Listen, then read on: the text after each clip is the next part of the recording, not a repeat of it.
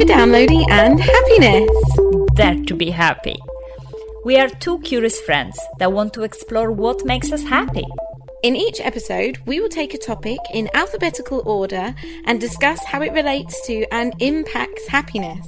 We'll live the experience of each concept through a dare that we set each other and then talk about how it affected our happiness. As well as diving into psychological theories and evidence which supports or contradicts our personal experiences. In other words, in this show, psychology meets play. I'm Kitty Newman, Director of Trapeze Media, a digital marketing agency that leads with social.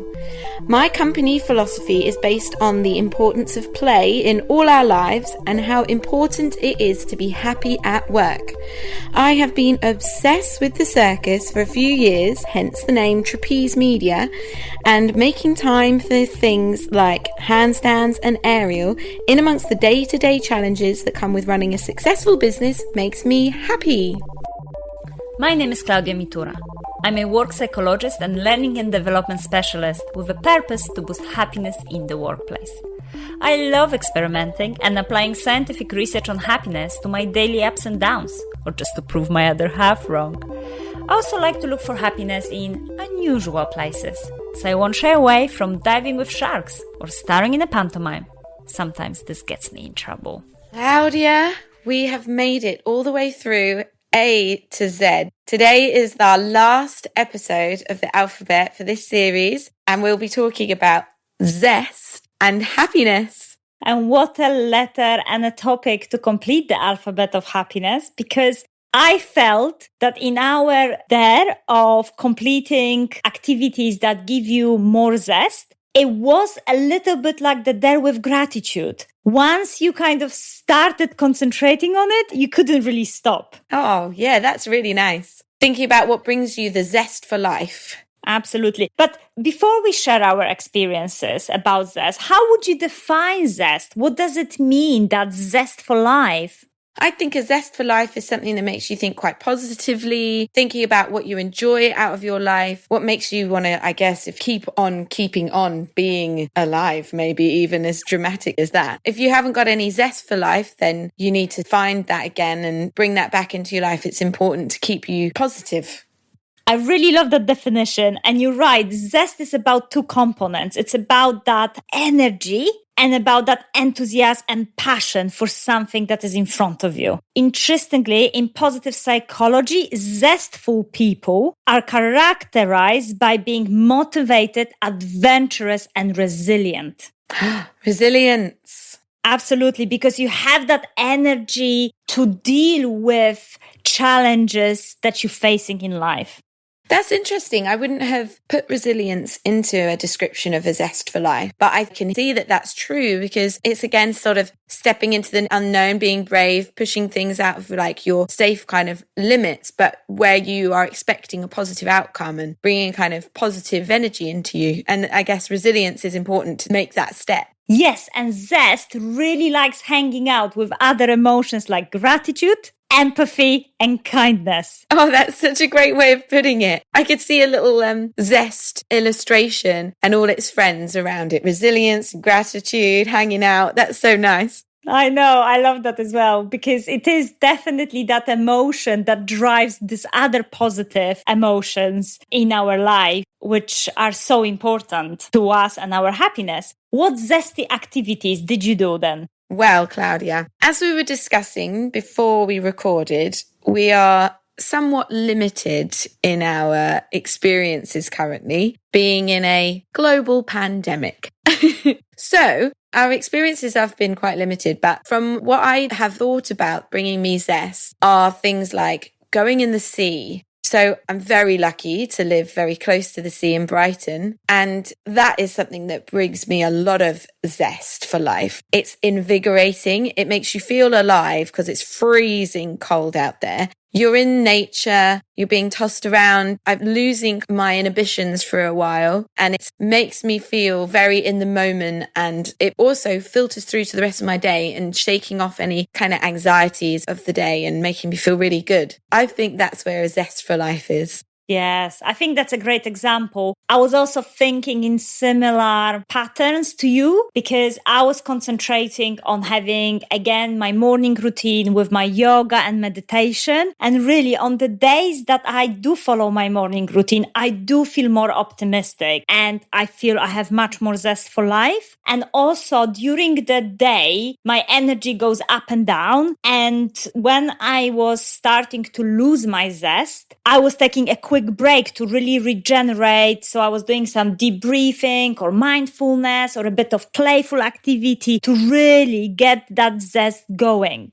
Feeling positive about life and having a zest for life is probably quite challenging at the moment for a lot of people. So recognizing how you can find that back is actually really important. And I was thinking today, being one of those days where the zest is maybe on a lower end, it's like, what could I do? I was like, I could put some really loud music on and have a big dance. And actually, already thinking about doing that feels really fun and light and like a moment to just shake off. That brings quite a bit of zest for life. But I'm not a dancer. And I think in one of the other episodes, it was like, I don't really do that as a part of a routine, because some people were telling us that they do dancing in the morning as part of their routine. But actually now I see like big loud music and sort of having a dance could really invigorate my like attitude for the day.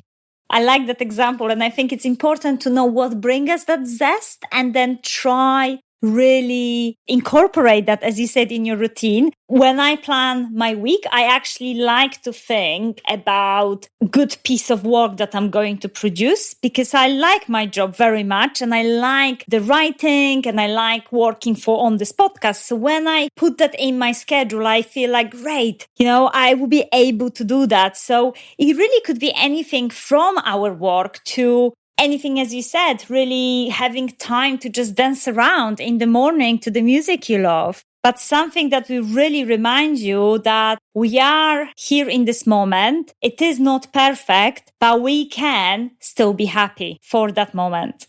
Very nice.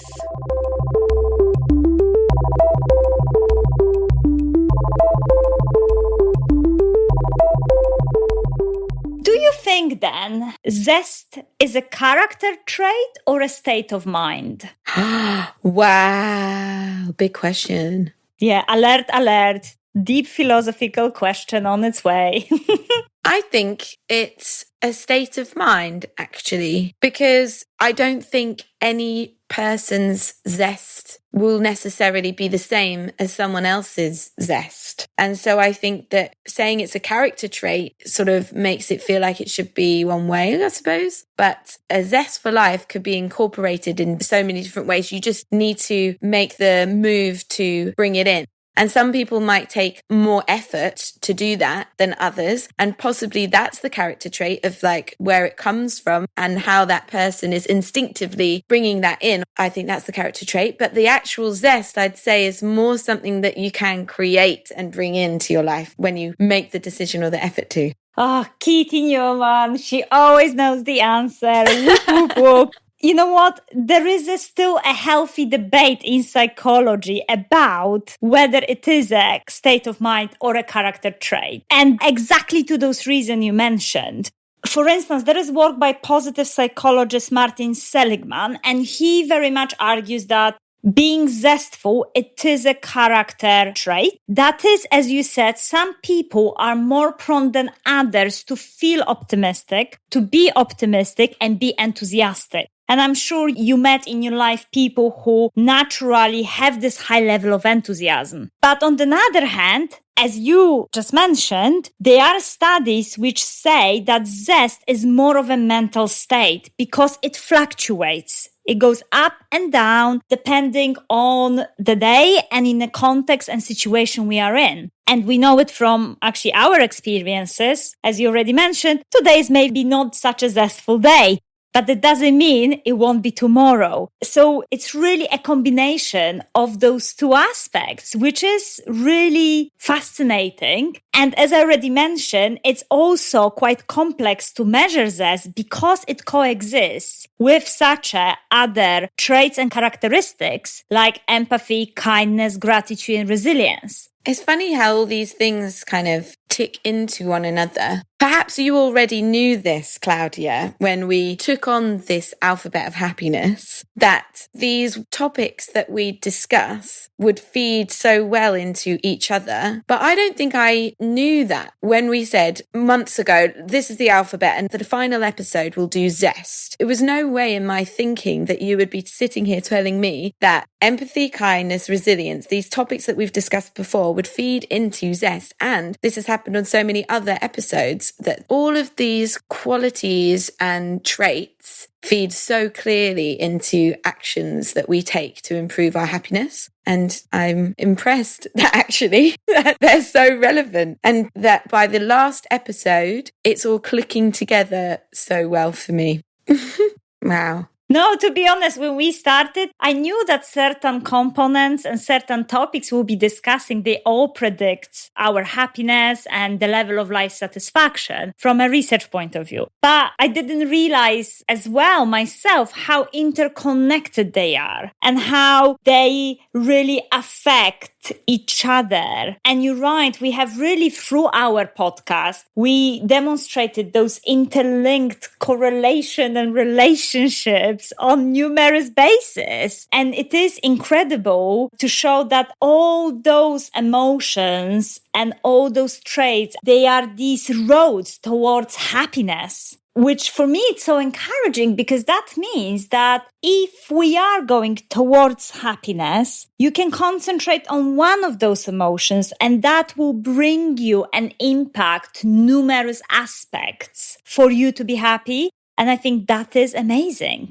Yeah, I do think that's amazing. And I really love that summary that you've done there, because sometimes I feel that we have a lot of advice given to us. And maybe people that would be listening to this podcast would also be listening to a lot of other podcasts about happiness, well-being, mindfulness. And I think it's important to recognize that, like we've said a couple of times, today we do not feel that zestful, or we don't feel the zest for life today, either of us, because of the news and what the implications of this on Christmas, etc. And by recognizing that, it actually makes me more optimistic to know that I can start to take into account lots of the things that we've done, gratitude, kindness, empathy, to get that zest for life back. And it makes me not sit so heavily into the gloom of today, and know that, okay, you can feel a bit gloomy today, that's fine. And obviously lots of people will find that difficult to get out of. But for me personally, I find it very helpful to know the practicalities and the science behind all these different things that I can incorporate to come and find the zest for life tomorrow. Amazing. And that's when you really start building your happiness boosting habits, and you can really sustain your happiness, which is amazing. What's also incredible and I think mind-blowing is that if you have that zest for life, or you would work on having that zest for life, not only you will feel good and happy, you will be seeing benefits in your life in additional aspects of it. So for instance, studies shows that employees who are zestful are considered by others to be more likely the assets of their organizations, because they are perceived as much more thriving and dynamic professionals. Also, zestful people in conflict situations are more likely to show empathy. And finally, studies on teachers indicated that teachers who have a zest, they are less likely to get discouraged with difficult behaviors in the classroom. So you can see, like, you're working on one aspect that really is having such a positive implications for the other parts of your life.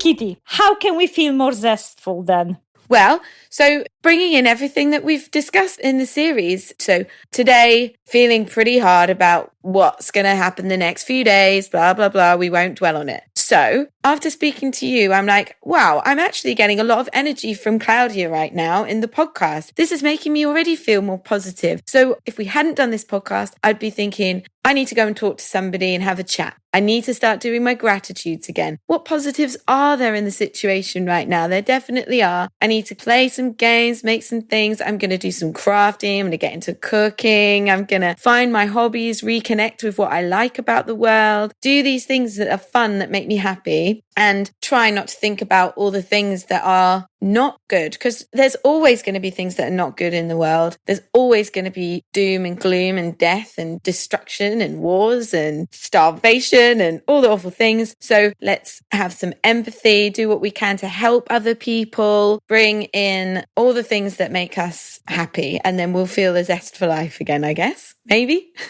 Yay! Absolutely. Love that. Exactly. Concentrating on activities that make us feel good. And as you said, this could be things completely new. This could be hobbies. There could be activities in which we can apply our strengths and feel productive. Could be things that just giving you pure enjoyment and start connecting with others and trying to feel optimistic about the future. And we know that gratitude, your favorite, my favorite, is such a powerful to do that. I think I would add to your list looking after your energy, like physical energy, because it's difficult to feel zestful if we are run down or feeling tired. So really think about taking care of your body. People who regularly engage in physical exercise, for instance, they do show higher level of zest. So really think how you can be looking after your body, especially during challenging times. I think we can try to combine those two elements in terms of once you really fueled your body and brain, and once you have in front of you selection of positive activities, remember that your energy still goes up and down throughout the day. So for instance, for me, 4 p.m. is always the worst flop of the day.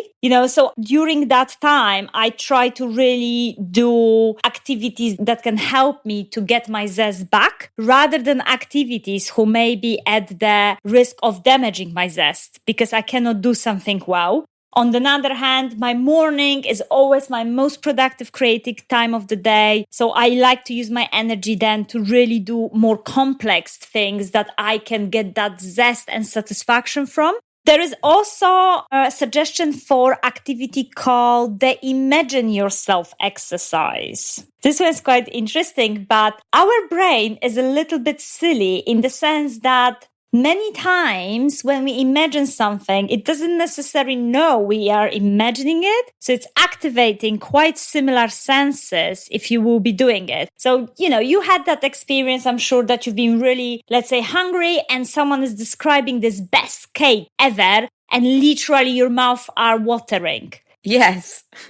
If you think that's silly because that's an illusion, that cake doesn't exist in front of you, but your brain is preparing your body to actually eat that cake. So obviously they use that science in sports psychology in which the athletes, they need to imagine every single aspect of what they're going to do. And then it showed that they will perform better in terms of their athletic performance under pressure because they just kind of preparing their body of how things will be happening to them. So in the Imagine Yourself exercise, just following that logic, the idea is that you simply boosting your positive emotions by imagining yourself doing something that you really love. And you mentioned that beforehand, just imagining that you're dancing to a music makes you feel good. So this is the idea of trying to feel more optimistic about life by really trying to connect with activities that maybe you are not able to do now, but just imagine yourself doing them because your brain will give you that boost of endorphin anyway, because it's very silly. Wow. I'll be imagining myself wakeboarding in the sea and doing aerial and imagining all these amazing things that we love. Yes, and the science says our brain will react to it and it will behave like you actually doing it. Wow. The brain is incredible. I mean, now I'm just thinking about cake. That's all right. If that's what makes you happy and bring you zest, think about a pile of cake. Think about an entire room of cake. Why not? Imagination is boundless. So go for it, Kitty. Delicious.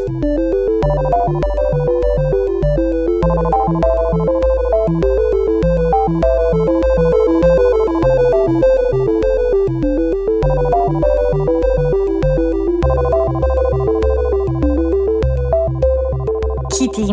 Zest is about energy, that is feeling invigorated, but also about that enthusiasm and passion for what is in front of you. We had a bit of discussion, but it's not established yet whether zest is a character trait or a state of mind. So the researchers are still divided, but we know it coexists with some amazing other traits and emotions, such as empathy, gratitude, kindness, resilience. Absolutely. And they all really predict our happiness and life satisfaction. And to increase our zest, we can do what? To increase our zest for life, we can imagine the things we love, and it will have an impact on how we actually feel, feeling like we're doing them, tricking ourselves.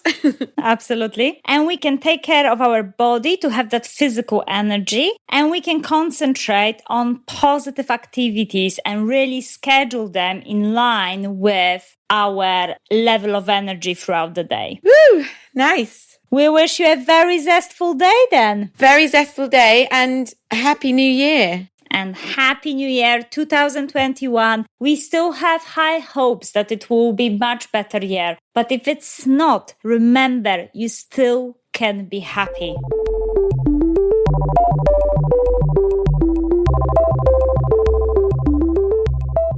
Well, that is the end of the Alphabet of Happiness, Series 1. It's been amazing. I don't think Klaudia and I expected this to be such a journey and have so much positive feedback and comments from everyone. So thank you so much to everybody who's been listening. I'm almost tempted to invent some extra alphabet letters just so we can keep going, Kitty.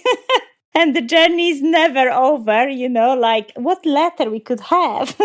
Well, instead of inventing new letters, Klaudia, how about instead we do a monthly episode where we'll take some of the letters from the first alphabet and we'll summarize them for each month so that people can still have their little Kitty and Klaudia fix, but it gives us the chance to have a rest and actually put things in place for a next series, as well as some potential exciting new things that we've got planning in our little minds for all our fans. Brilliant. Yes, I like that plan a lot, Kitty. Great. So have a great start to the year, and we'll be back at the end of January with a little summary episode and an update on where we are with our secret plans. Absolutely. And in meantime, remember, we dare you to be happy. Keep building your happiness boosting habits and keep working on your happiness. All those amazing concepts that we've discussed, they are there for you to be implemented in your life with daily practices so that you can really